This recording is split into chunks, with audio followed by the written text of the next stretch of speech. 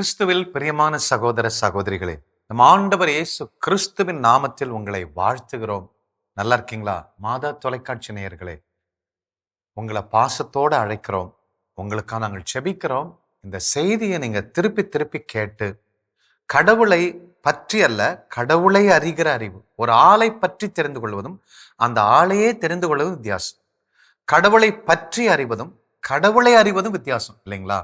இப்ப நமக்கு எல்லாருக்கும் கடவுளை பற்றி நிறைய தெரியுது. தியாலஜி, இறையல்னா என்னன்னு தெரியுது, தத்துவயல்னா என்னன்னு தெரியுது, அல்லது டாக்டரின், கொள்கை, கோட்பாடுகள், டாக்மாஸ்னா என்னன்னு தெரியுது. ஒருத்தன் யாரோ ஒருத்தர் பிரிந்த சபையிலேருந்து நம்ம சபைக்கு ப்ரீச் பண்றான், மாதாவை பத்தி தப்பு சொன்னான் அப்படின்னா அது ராங் டாக்டரின் அல்லது டாக்மாஸ் அப்படிங்கிறது தெரியுது. அப்போ இது எல்லாமே தெரியுது. ஜெபம்னா தெரியுது, எல்லா புனிதர்களுடைய ஜெபங்களும் நமக்கு தெரியும், எல்லா இறைவார்த்தையும் தெரியும், விபிலியத்தை நல்லா படிப்போம், எழுதுவோம், எல்லாம் செய்வோம். ஆனா கடவுளை அறிந்திருக்கிறோமா? கடவுளை பற்றி தெரிவதும் கடவுளோட உறவு கொள்வதும் அனுபவிப்பதும் வித்தியாசம் இல்லைங்களா? ஒரு அப்பாட்ட பையன் கேட்கிறான், அப்பா கடவுள் எவ்வளவு பெரியவர்ப்பா அப்படின்னு கேட்கிறான். ஹவு பிக் இஸ் அவர் காட் அப்படின்னு கேட்கிறான். அப்போ அப்பா சொல்றாரு அப்பாவுக்கு தெரியல. அப்போ ஒரு நாள் வெயிட் பண்றாரு, பாக்குறாரு, ஏரோப்ளேன் வீட்டுக்கு மேல போகுது. அப்போ வெளியில வாடாப்பா, பாரு கடவுள் எவ்வளவு பெரியவர் என்பதை பாருன்னு சொல்லி கேட்கிறாங்க. தோவர் அந்த ஃபிளைட்டு உனக்கு தெரியுதா அப்படின்னு கேட்கிறாங்க. ரொம்ப சின்னதா இருக்குப்பா, என் கண்ணுக்கு ரொம்ப சின்ன, நான் பெரியவனா தெரியுறேன், அந்த ஃபிளைட் ரொம்ப சின்னதா இருக்கு, ரொம்ப தூரத்துல பறக்குதுப்பா அப்படின்னு சொன்னானோ. அப்போ ஒரு நாள், சில நாள் கழித்து அந்த அப்பா அந்த மகனை ஏர்போர்ட்டுக்கு கூட்டு போறாரு. ஒரு பர்மிஷன் வாங்கி ஏர்போர்ட்டுக்கு உள்ளார போய் ஒரு பெரிய ஃபிளைட்டை காமிக்கிறார். இப்ப சொல்லுப்பா இந்த ஃபிளைட் எவ்வளவு பெருசு என்று கேட்கிறார். அந்த ஃபிளைட்டு இருக்குது, அது ஒரு 40 அடி உயரம், 30 அடி 40 அடி உயரம் இருக்கு. இவன் ஒரு 3 அடி உயரம் தான் இருக்கிறான். அப்ப நீட்டு பார்த்தா அது ஒரு 150 அடி நீட்டு இருக்கு, பெரிய ரெக்கை விரித்து இருக்கிறது. அந்த வீல் பெருசு கூட அவன் இல்லை. அப்ப சொல்றான், அப்பா மிக பெருசுப்பா, நான் ஒண்ணுமே தெரிலப்பா, மிகப்பெரிய ஃபிளைட்டா இருக்குப்பா அப்பான்னு சொல்லி அவன் சந்தோஷப்படுறான். எல்லிங் அண்ட் ஜம்பிங், அவ்வளோ சந்தோஷப்படுறான். அவ்வளோ பெரிய ஃபிளைட்டை பார்த்து உணர்கிற பொழுது இதுதான் நம்ம வாழ்க்கையில இருக்க வேண்டும் பாருங்களேன். அப்போ அந்த அப்பா சொல்றாரு, தம்பி எப்ப அந்த ஃபிளைட்டை விட நீ ரொம்ப தூரத்துல இருக்கியோ அந்த ஃபிளைட் ரொம்ப சின்னதா தெரியும், எப்ப அந்த ஃபிளைட்டுக்கு பக்கத்துல போறியோ அப்ப அது ரொம்ப பெருசா தெரியும்டா என்று சொன்னாராம். அன்புக்குரிய சகோதர சகோதரிகளே, கடவுளை பற்றி அறிகிறது வேற, கடவுளை அறிகிறது அவர்கிட்ட, அவருக்காக, அவர் நமக்காக வாழ்ற அந்த வாழ்க்கை. ஒரு கணவன் மனைவி அந்த வாழ்க்கை பாருங்க, அப்பதான் தெரியும் புருஷன் எவ்வளோ பெரிய நல்லவர், மனைவி எவ்வளோ பெரிய நல்லவள் என்பதை பழக பழகதான் தெரியும், புரிஞ்சுக்கும் போதுதான் தெரியும். புரிஞ்சுக்காம சந்தேகப்படும் போது, ஈகோ பார்க்கும் பொழுது, பொறாமப்படும் பொழுது தெரியாது. ஆண்டவர் இயேசு கிறிஸ்து கடவுளை அறிகிற அறிவை பற்றி பேதுரு சொல்றார். அவர் பார்த்தவர், ஏசப்பாவோட பழகினவர், ஏசப்பா செய்த அற்புதங்களை பார்த்தவர், சிலுவையில நமக்காக மரித்ததை பார்த்தாரு, உயிர் விட்டாரு. அப்ப அந்த பேதுரு சொல்றாரு, 1 பேதுரு 1:8 போந்து, கலாத்தியா, கப்பதோக்கியா, ஆசியா, பிந்தினியா இந்த நாட்டு மக்கள்கிட்ட அவர் சொல்றாரு, அங்க இருக்கிற விசுவாசத்தை பார்த்து அவங்கள பார்த்து சொல்றாரு, ஐயா நீங்கள் இயேசு கிறிஸ்துவை பார்த்ததே இல்லை. 1 பேதுரு 1:8 எனினும் அவர் மீது அன்பு செலுத்துகிறீர்கள். லவ் பண்றீங்களையா? நான் கூட பார்க்கும் பொழுது இவர் இப்படி இருப்பாரோ அப்படி இருப்பாரோ சந்தேகப்பட்டு பார்த்தேன். எப்போ அவரு செத்து என் பாவங்களை மன்னிச்சாரோ அப்பதான் புரிஞ்சுக்கிட்டேன். பரிசுத்தாவி பொழிஞ்ச ஒரு பாடுதான் இயேசு கிறிஸ்து யாருன்னு புரிஞ்சுக்கிட்டேன். அவர் மீது நீங்க பார்க்கவே இல்லை, அவர் மீது அன்பு செய்றீங்க. இப்பொழுது நீங்கள் அவரை கண்டதில்லை, எனினும் நம்பிக்கை கொண்டு சொல்லனா மகிழ்ச்சி அடைகிறீங்க, பேரு வகை கொள்ளுகிறீர்கள் அப்படிங்கிறார். அன்ஸ்பீக்கபிள் ஹாப்பினஸ் அப்படிங்கிற ஜாய் அப்படிங்கிறார். இன்எக்ஸ்பிரசிபிள், விவரிக்க முடியாத, சொல்ல முடியாத, சொல்லனா மகிழ்ச்சி அடைறீங்க அப்படிங்கிறார். இவ்வாறு கடவுளை அறிகிற அறிவினால, அவரோட வாழ்றதுனால, நீங்க நேரா பார்க்க வேண்டிய அவசியம் இல்லை. உனக்கு ஒரு சுருவம் தேவையில்லை, ஒரு சிலுவை தேவையில்லை, எதுவும் தேவையில்லை, அதெல்லாம் ரெஃபரன்ஸ், நன்மைதான். ஆனா அவரை பார்க்கவே இல்லை, ஆனால் அவரை அறிகிறீர்கள், உணர்ந்து கொண்டதுனால, உங்க வாழ்க்கையில அவர் ஈடுபட்டு அவரை நீங்க அலோவ் பண்ணதுனால இவ்வளவு அற்புதங்கள் நடக்குது. இவ்வாறு உங்கள் நம்பிக்கையின் குறிக்கோளான ஆன்ம மீட்பையும் பெறுகிறீர்கள் அப்படிங்கிறார். நம்முடைய குறிக்கோளை என்னோட ஆத்மா மீட்படையணும். ஆத்மா மீட்படையணும்னு அவரை அறியணும் பாருங்க, அவரோட வாழணும் பாருங்க. அவரை பார்க்கணும்னு அவசியம் இல்லை. என் வாழ்க்கையில அவருடைய கட்டளைகளை கடைபிடிக்க கடைபிடிக்க அவர் சொல்றதை உணர உணர அவருடைய பிரசனம் எனக்குள்ள வரும். என் எதிரி 20 வருஷம் எனக்கு எதிரியா இருந்தாங்க. ஆனா அந்த எதிரியை போய் கடவுள் அன்னைக்கு ஒரு ஃபாதர் அருமையான பிரசங்கம் பண்ணார், மன்னிங்கன்னு சொல்லி. உடனே அந்த வார்த்தை கேட்டு போய் அந்த எதிரியின் அவன் தான் தப்பு பண்ணிட்டான், ஆனா அவன் பேசல. போய் பொத்துன்னு காலில் விழுந்து அவரை மன்னிக்கிற பொழுது ஏற்படுகிற சந்தோஷம் இருக்கிறத சொல்லணும்னா சந்தோஷங்க. அதுதான் அவர் சொல்றாரு, கடவுளை அறிந்ததனால அவரோட வாழ்றதுனால உங்களுக்குள்ள இருக்கிற மகிழ்ச்சி அது விவரிக்க முடியாத மகிழ்ச்சி என்று சொல்லுகிறார். அன்பான சகோதர சகோதரிகள், கடவுளை அறிகிற அறிவு அது பெரிய கடல். அந்த கடல்ல உங்க புண்ணை ஆற்றக்கூடிய மருந்து இருக்கிறது. உங்க முடக்குவாதத்தை சுகப்படுத்தக்கூடிய மருந்து அதுல இருக்குது. உங்க டிப்ரெஷனை சுகப்படுத்தக்கூடிய மருந்து அந்த கடல்ல இருக்கு. உங்களுக்கு வாழ்க்கை வளமை தரக்கூடிய மருந்து அதுல இருக்கு, கடல்ல இருக்கு. அந்த ஆண்டவரை அறிகிற அறிவு, the knowledge of God is a big ocean. இந்த உலகத்தில் இருக்கக்கூடிய கடலை காட்டில மிகப்பெரிய கடல். அதுல சந்தோஷம் இருக்கிறது, சமாதானம் இருக்க. அந்த அந்த கடலை அவரை அறிகிற அவரோட நடக்க நடக்க அவருடைய வார்த்தைகளுக்கு ஒப்பு கொடுத்து நடக்க நடக்க நடக்க இந்த உலகமே ஒண்ணுமே தெரியாது பாருங்க. அந்த அளவுக்கு ஒரு த்ரில்லிங்கான அட்வென்ச்சரஸ் லைஃப் நம்ம வாழ முடியும். அதுல போடி போய் அமிழ்ந்து கொள்ளுங்க. அந்த பையன் எப்படி அந்த பிளைட்டு கிட்ட இருக்கும்போது அவன் ஒண்ணுமே இல்லாம போயிட்டான் இல்லையா? அந்த கடவுளை அறிகிற அந்த அறிவு என்கிற கடலுக்குள்ள போய் மூழ்கிருங்க. plunge into the knowledge of God. That is nothing but ocean. It is greater than ocean அப்படிங்கிறார் விவிலிய அறிஞர். அப்போ அந்த அந்த கடல்ல போய் மூழ்கினீங்கன்னா நீங்க மறைஞ்சிருவீங்க. உங்க துன்ப துயரம் எல்லாம் போயிடும். காயங்கள், வடுக்கள், கஷ்டங்கள், கடன் தொல்லைகள் எல்லாம் மறைஞ்சிரும். இன்னும் இந்த கஷ்டத்தை வச்சு புலம்பிட்டு இருக்கிறோமே, அதுதான் வேதனையா இருக்கிறது. அன்புக்குரிய சகோதர சகோதரிகளே, பிலிப்பியருக்கு எழுதிய நிருபத்துல பவுல் இப்படி சொல்றாரு. என்ன சொல்றாரு? உண்மையில் என்னை பொறுத்தவரை, பிலிப்பியர் 3வது அதிகாரம் 8வது இறைவசனம், உண்மையில் என்னை பொறுத்த மட்டில் என் ஆண்டவராம் இயேசு கிறிஸ்துவை பற்றிய அறிவு, பற்றினா அபவுட் ஹிம் அல்ல, அறிவு நான் பெரும் ஒப்பற்ற செல்வம். இதன் பொருட்டு மற்ற எல்லாவற்றையும் இழப்பாக கருதுகிறேன், குப்பை என கருதுகிறேன். கிறிஸ்துவை ஆதாயமாக்கி கொள்ள இவைகள் எல்லாம் குப்பையா கருதுகிறேன். ரப்பிஷ் அப்படிங்கிறாரு புனித பவுல். அன்புக்குரிய சகோதர சகோதரிகளே, அப்ப பவுல் என்ன சொல்றாரு? உலக பிரியமான காரியம், ஜாலி, சந்தோஷம், சினிமா, பாடல், பாவம், சுயநலம், இச்சை பாவங்கள், குடிவரி, போத, இந்த உலக பிரியமான அறிவு எல்லாம் ரப்பிஷ். அவரை அனுபவிக்கணும்ப்பா. அவரை எதிர்த்து பேசின பவுல், கிறிஸ்துவை கொன்று போட்ட பவுல் சொல்றாரு, அனுபவிச்ச ஏற்பாடு அந்த அனுபவம் இருக்க, அவரை அனுபவிக்கிற அறிவு இருக்க, அந்த நாலேஜ் ஆஃப் காட் இருக்க, அவரை வாழ்க்கையில அனுபவிக்கிற அறிவு இருக்க, பாக்கியெல்லாம் குப்பை, ரப்பிஷ் அப்படிங்கிறாரு. இன்னொரு வேர்ஷன்ல என்ன சொல்லுதுன்னா, டங்கு அப்படிங்கிறது, மாட்டு சாணம், ஷிட்டு, மனித கழிவு அப்படிங்கிறாரு.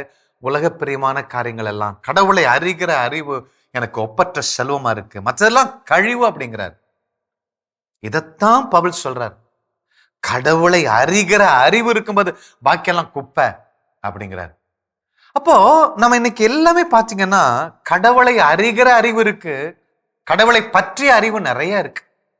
கடவுளை அறிகிற அறிவு இல்லை. ஒரு பூசணிக்கா இருக்கு, வெள்ளை பூசணி, அதை சாப்பிட்டா கர்ப்பப்பைக்கு நல்ல strength, it reinforce the walls of the uterus என்று சொல்றாங்க.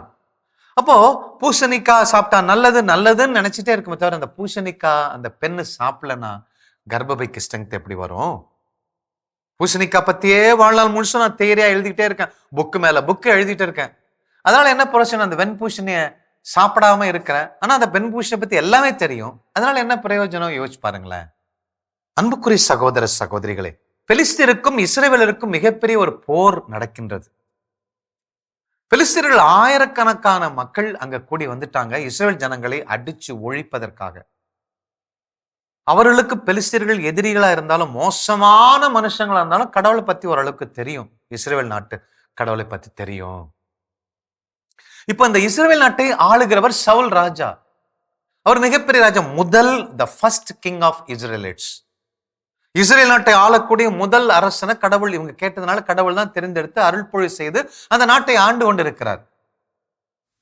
இப்ப மிகப்பெரிய சேலஞ்ச் அவங்களுக்குள்ள வருது. என்ன சேலஞ்ச் அப்படின்னா, சவுல் ராஜா அவங்க படையெல்லாம் திரண்டு கொண்டு அதே அந்த மலைப்பகுதியில இன்னொரு பகுதியில வரிசையா நிக்கிறாங்க. ஆயிரக்கணக்கான மக்கள் நிக்கிறாங்க. இப்ப சவுல் ராஜாட்ட இருக்கிற மக்கள் தொகை ஜாஸ்தியா இருக்கு, ஈஸியா அடிச்சு கொள்ளலாம். ஆனா பெலிஸ்தியர்கிட்ட கம்மியான பேர் இருக்காங்க, அவன் கண்டிப்பா தோத்து போயிடுவான். அப்ப பெலிஸ்தியன் என்ன பண்றான், ஒரு பிளான் பண்றான். மிகப்பெரிய ஒரு ஜைஜாண்டிக் பர்சனை கோலியாத்தை கொண்டு வந்து நிறுத்துறான். கோலியாத்துல இருக்கிற ஷீல்டு மிகப்பெரிய ஷீல்டு, அது பொத்துன்னு போட்டா பயங்கர சவுண்ட் வருது. அது ஒரு 50 கிலோ 60 கிலோ இருக்கு. ஈட்டி 25 கிலோ இருக்கு. கால் ஷூ அவன் போட்டிருக்கிறான், அது ஒவ்வொரு ஷூவும் 3 கிலோ 3 கிலோ இருக்கு. செஸ்ட் பிளேட் அது ஒரு 20 கிலோ இருக்கு. ஹெல்மெட் அது ஒரு 8 கிலோ 10 கிலோ. இப்படி அவன் உடம்பு வெயிட் 180 கிலோ. இப்படி எல்லாம் சேர்த்தா ஒரு 300 கிலோ 400 கிலோ கர்ஜிக்கிறான். ஏ இஸ்ரவேல் நாடு, நீங்க உண்மையான ஆம்பளையா இருந்தா, மனுஷனா இருந்தா ஒண்டி கொண்டி என்ன நீங்க தோத்துட்டீங்கன்னா, என்ன ஜெயிச்சிட்டீங்கன்னா, எங்க பெலிஸ்திய நாடு அரசர்கள் அத்தனை பேரும் உங்களுக்கு அடிமை. ஆனா நான் ஜெயிச்சிட்டேன்னா இஸ்ரவேல் நாடு பெலிஸ்தீனுக்கு அடிமை என்று பயங்கர பிரகடனப்படுத்துறான். 1 நாள் ஆச்சு, 2 நாள் ஆச்சு, 5 நாள் ஆச்சு, யாரு போக மாட்டானா. அரசன் அவனையும் இவனையும் போய் கெஞ்சா, நீப்படா. எல்லாரும் பயப்படுறாங்க. அப்ப சவுல் ராஜா கன்செஷன் கொடுக்கிறாரு, ரிவார்டு கொடுக்கிறாரு, எக்ஸ்ட்ரா ரிவார்டு. நீங்க போனீங்கன்னா உங்களுக்கு டாக்ஸ் ஃப்ரீ, அவனை போய் அடிச்சுட்டு வா. யாரு போறீங்க? அவன் உயரத்தை பாக்குறாங்க, கோலியாத் உயரத்தை பாக்குறாங்க, சைஸ பாக்குறாங்க, மிரண்டுகிட்டு நிக்கிறாங்க. 10 நாள் ஆச்சு. இறுதியில இந்த சவுல் ராஜா என்ன பண்றாரு, அந்த கோலியாத்தை ஜெயிக்கிறவனுக்கு என் பொண்ணையே கொடுக்கறப்பா அப்படிங்கிறாரு, தன் மகளை கொடுக்கிற அப்படிங்கிறாரு. ஆனாலும் ஒருவன் கூட அங்கே செல்லவில்லை.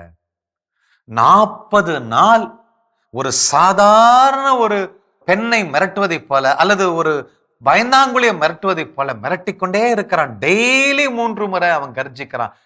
உங்கள்கிட்ட இஸ்ரவேல்கிட்ட மனுஷன் இல்லையா, முடிஞ்சா வாங்கடான்னு சொல்லி கர்ஜிக்கிறான். ஒருத்தன் கூட வரல. ஆனால் அண்ணன்களுக்கு சாப்பாடு கொடுப்பதற்காக ஆடு மேய்க்கிற 15 வயது உள்ள தாவீது அங்க என்ட்ராவறாரு. அப்போ கேட்கிறாரு, யார் அவன் கர்ஜிக்கிறத கேட்கிறாரு. யாரா இவன்? இஸ்ரவேல் ஜனங்கள் உடன்படிக்கையின் பிள்ளைங்க, ராஜாதி யாவே தெய்வத்தின் பிள்ளைங்க, இந்த பிள்ளைகளை கர்ஜிக்கிறோம் எவன்டா அவன் சொல்லி அந்த சின்ன வயசா இருந்தாலும் போய் அண்ணன்கிட்ட எல்லாத்தையும் கேட்கிறாங்க. அண்ணன்களா சொல்றேன், உன்னை ஆடு மேய்க்க தான் நிலாக்கி, இங்கெல்லாம் எதுக்கு வந்த அப்படின்னு கேட்கறாங்க. அப்பா தான் வர சொன்னார், உங்களை பார்த்துட்டு சொன்னார். பாத்தியா சாப்பாடு கொடுத்து ஓடு போ அப்படிங்கிறானுங்க. இல்ல, அவனுக்கு எரிச்சல் வருது, கோபம் வருது. இவன் யாரு? என் இஸ்ரவேல் கடவுள் யாரு? என் கடவுளை பற்றி நல்லா தெரியும். நாங்க உடன்படிக்கையின் பிள்ளைங்க. கடவுள் தன்னோட ரத்தத்தை ஆட வெட்டி மாட வெட்டி அந்த ரத்தத்து மேல உடன்படிக்கை சொன்னாரு. நான் இறுதி வரை உனக்கு கடவுளா இருப்பேன், நீங்க எங்க பிள்ளையா இருப்பேன்னு சொன்னாரு. அப்ப எங்களை கைவிட மாட்டார் கடவுள். இவன் எப்படி கர்ஜிக்க முடியும்னு சொல்லி நான் போருக்கு போறேன் அப்படிங்கிறார். அப்ப எல்லாரும் வேடிக்கை பார்த்து சிரிக்கிறாங்க. இந்த சின்ன பையனா கெக்களிக்கிறாங்க. ஆனா அரசன்ட்ட கூட்டு போறாங்க. இங்க ஒருத்தன் சொல்றான், நான் போருக்கு போறேன்னு சொல்லி. அரசன் சொல்ல, உன்னால எப்படி ஜெயிக்க முடியும்? அவன் பல ஆண்டுகளாக 40 ஆண்டுகளாக கோலியாத்து பிராக்டிஸ் பண்ணிருக்கிறான், அவன்கிட்ட போய் எப்படி ஜெயிக்க முடியும்? இல்ல, நான் கடவுளோட போறேன், கடவுள் எனக்குள்ள இருக்கிறாரு, கடவுள் அனுபவம் எனக்கு இருக்கு, கடவுளை பத்தி உனக்கு தெரியும் ராஜா, ஆனா எனக்கு கடவுளை தெரியும். How do you know God? கேட்கிறாரு. அப்ப சொல்றாரு, தாவீது சொல்ல தன் அனுபவத்தை சொல்றாரு. பாருங்களேன், தியரி இல்ல, என் ஃபாதர் பிரசங்கம் பண்ணாருன்னு சொல்லல, ஆரைக்கராஜ் பிரசங்கம் பண்ணாரு அவர் சொல்லல, நான் அனுபவித்து அவர் சொல்றாரு. ஐயா, எங்க அண்ணன் தம்பி எங்க அப்பா ஆடுகளை, நான் வயல்ல ஆடுகளை மேய்ச்சிக்கிட்டு இருப்பேன், ஆடுகளை செம்மறி ஆட்டுகளை கவனமா மேய்ச்சிக்கிட்டு இருப்பேன். எங்க அண்ணன் ஆடு அடிச்சு போட்டுருவானுங்க. அப்ப கவனமா மேய்க்கும் பொழுது ஒரு கரடி சிங்கம் வந்து என் அண்ணனுடைய ஆட்டுக்கூட்டை கவிட்டு ஓடும். அப்ப நான் ஓடி ஒரு ரூமுக்கு போய் கத்தியோ துப்பாக்கி எடுத்து நான் பண்ண மாட்டேன், கையில ஒரு குச்சி வச்சிருப்பேன், அந்த குச்சோட ஓடுவேன் இயேசுவின் நாமத்துல, கடவுளுடைய நாமத்துல. எனக்கு பயம் இல்லை நினைக்காதீங்க.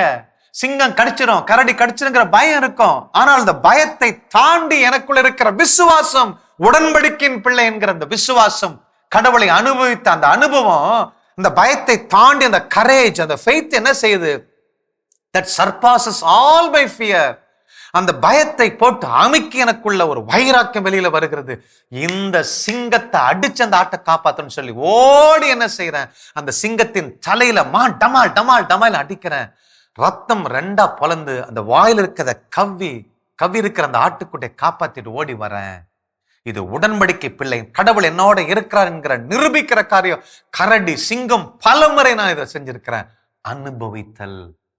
ஆகவே இந்த நாய, இந்த வெறி பிடிச்ச நாய, உடன்படிக்கைக்கு அப்பாற்பட்ட இந்த மனுஷனை நான் கொன்று போட்டு சிற பறவைகளுக்கும் நாய்களுக்கும் நான் இரையா போடுறேன் அப்படிங்கிறாரு.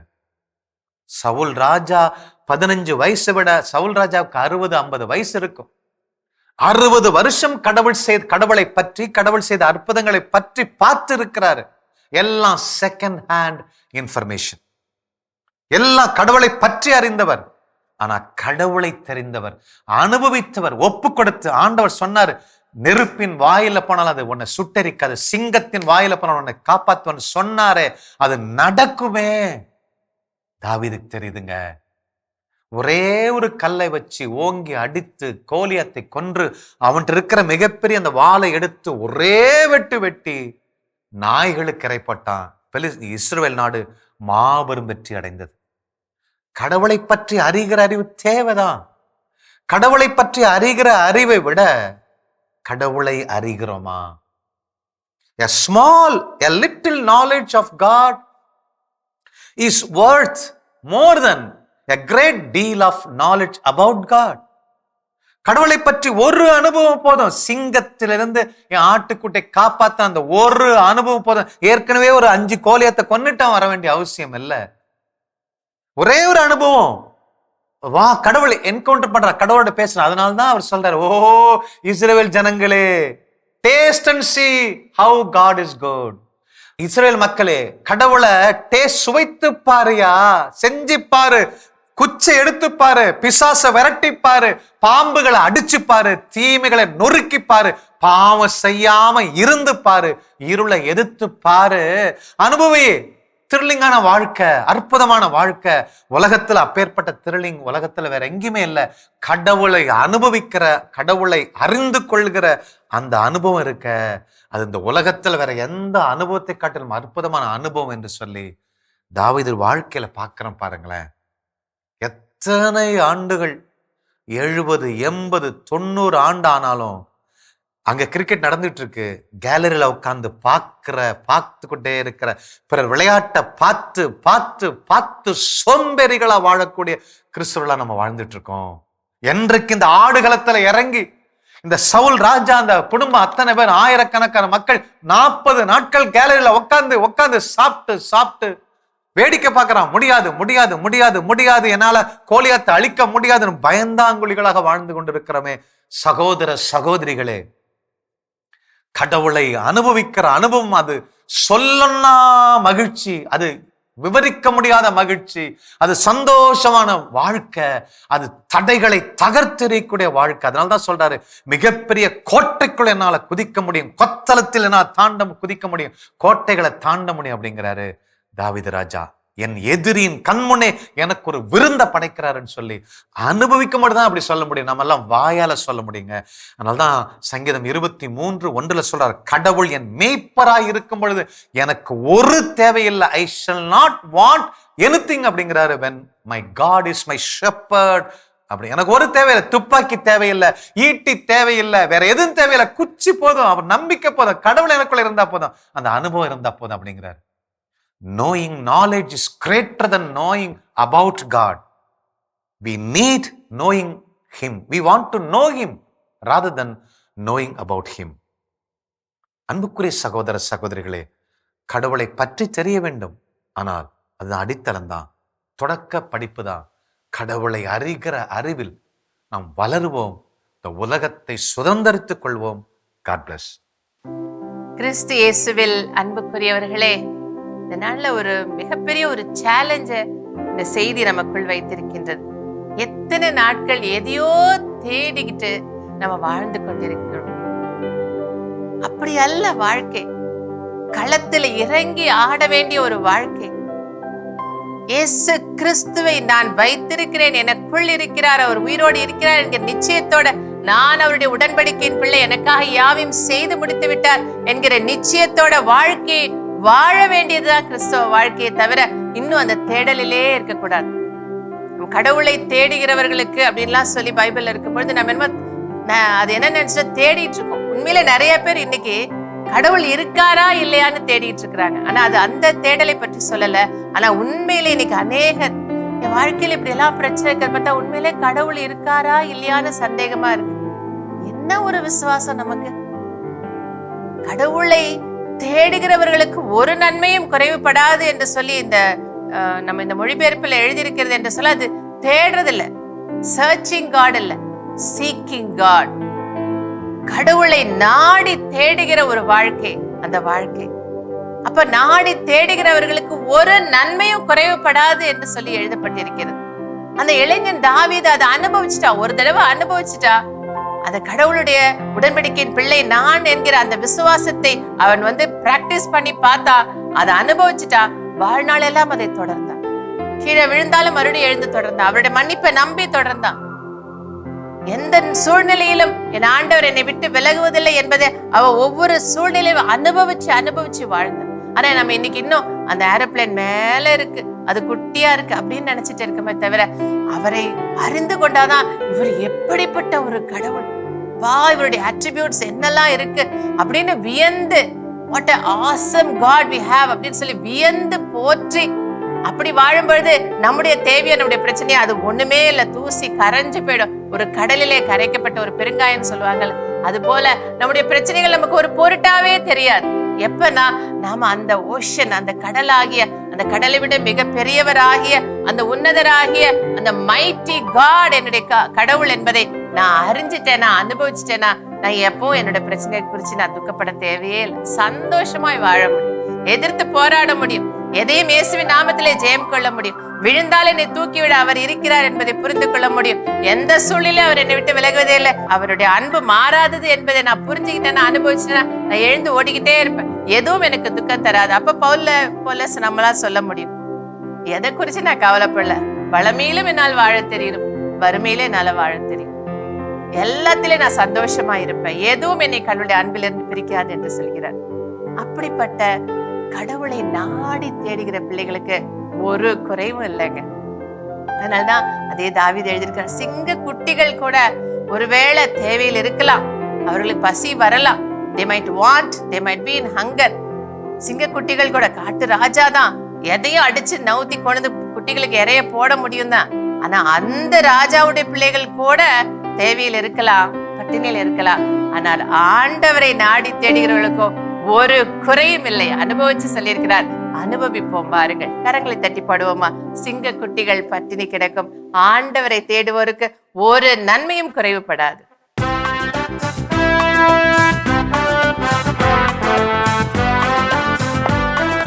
சந்தோஷமாய் பாடுங்க, அனுபவிங்க ஆண்டவரை. இப்போ உயிரோட இருக்கின்றார், அவருடைய வார்த்தைகள் உண்மை, சத்தியம், அது வாழ்வு. அதை உணர்ந்து ரசிச்சு பாடுங்க. சிங்க குட்டிகள் பட்டினி கிடக்கும், ஆண்டவரை தேடுவோர்க்கு குறை இல்லையே. சிங்க குட்டிகள் பட்டினி கிடக்கும், ஆண்டவரை தேடுவோர்க்கு குறை இல்லையே, குறை இல்லையே, குறை இல்லையே. ஆண்டவரை தேடுவோர்க்கு குறை இல்லையே, குறை இல்லையே, குறை இல்லையே. ஆண்டவரை தேடுவோர்க்கு குறை இல்லையே. சிங்க குட்டிகள் பட்டினி கிடக்கும், ஆண்டவரை தேடுவோர்க்கு குறை இல்லையே. உங்க ஆத்துமாவை தேற்றுகிறவர், ஆவியை தருகின்றவர். நீங்க சோர்ந்து போகவே தேவையில்லை. உங்கள் தேவைகள் யாவையும் சந்திக்க வல்லவர், உங்களை புதுப்படைப்பாய் மாற்ற வல்லவர், உங்கள் உறுப்புகளை புதிதாய் மாற்ற வல்லவர், உங்கள் பலவீனங்களை தாண்டி வர செய்கின்றவர், உங்கள் பாடுகளை எல்லாம் மறுரூப அனுபவமாக மாற்ற செய்கிறவர், உங்களை தன்னுடைய சாயலாக மாற்ற செய்கிறவர் அவர். அனுபவித்து வாழ்வோம் பாருங்கள்.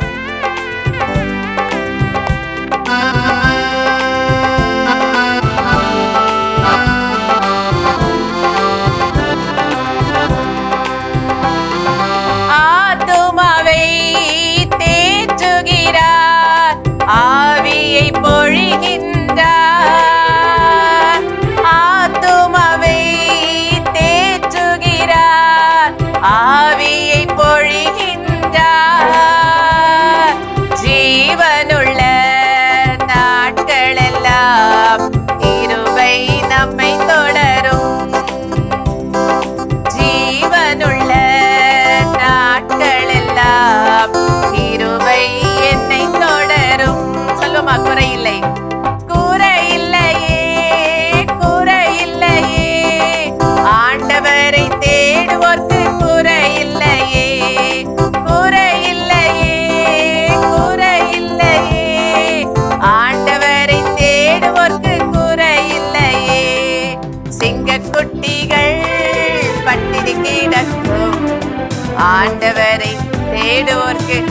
குறையே இல்லைங்க. அந்த விசுவாசத்தோட சந்தோஷமாய் ஜெபிப்போம். எங்கள் அன்பு தகப்பனே, நீர் போதுமானவர் சுவாமி, எல்லாவற்றுக்கும் போதுமானவர் ஆண்டவரே. அப்பா, உம்முடைய அந்த பிரம்மாண்டத்தை, அப்பா உம்முடைய சர்வ வல்லமையை, அப்பா உம்மை ரசித்து புரிந்து கொள்கிற அந்த கிருபையை தாங்கப்பா. உம்மை அறிந்து அதை அனுபவித்து அப்பா எங்கள் வாழ்க்கையில் அதை வாழ்ந்து பிறருக்கு உப்பாய் ஒளியாய் இருக்கும்படியாக இந்த நாளில் எங்களுக்குள் இருக்கிற அந்த நெருப்பை தூண்டி எழுப்புவீராக சுவாமி. அப்பா, நாங்கள் அப்ப அடங்கி போய் புலம்புகிறவர்களாக மன்றாட்டின் பிள்ளைகளாகவே இருந்து மடிந்து விடாதபடி ஆண்டவரே, உம்முடைய வல்லமையை கொண்டு இந்த உலகத்தை ஜெயிக்கிற பிள்ளைகளாக, பிசாசை அழிக்கிற பிள்ளைகளாக, அப்பா தடைகளை தாண்டி வெற்றி பெறுகிற பிள்ளைகளாக, இந்த உலகத்திற்கு ஒளியை ஏந்து செல்கிற சாம்பியன்ஸ் எங்கள் ஒவ்வொருவரையும் இந்த நாளில் ஆசீர்வதிப்பீராக. நாங்கள் பெற்றுக்கொண்டோம் என்ற நம்பிக்கையோடு இயேசு கிறிஸ்துவின் நாமத்தில் ஜெபிக்கிறோம் நல்ல பிதாவே, ஆமென். அன்புக்குரியவர்களே, ஆண்டவராக இயேசு கிறிஸ்துவின் மீது முழுமையான நம்பிக்கை கொள்வோம், நிறை வாழ்வை பெற்றுக்கொள்வோம். God bless you. இயேசுவுக்கே புகழ், மரியே வாழ்க.